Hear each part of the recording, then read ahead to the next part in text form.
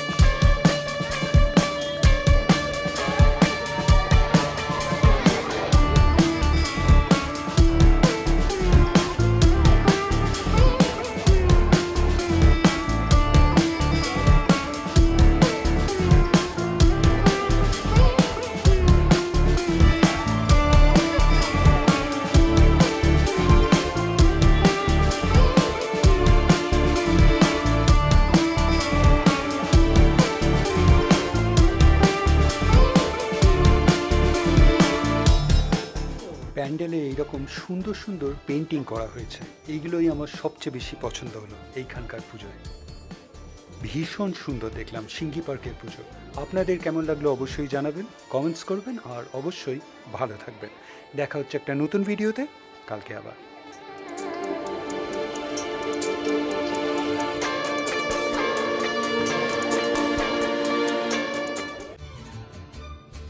ভিডিওটা ভালো লাগলে লাইক, শেয়ার অ্যান্ড সাবস্ক্রাইব করবেন। আর সাবস্ক্রাইব করার সময় ওই বেল আইকনটা প্রেস করে দেবেন, তাহলে যখনই কোনো ভিডিও এই চ্যানেলে আপলোড হবে আপনার কাছে নোটিফিকেশন চলে যাবে। ভালো থাকবেন।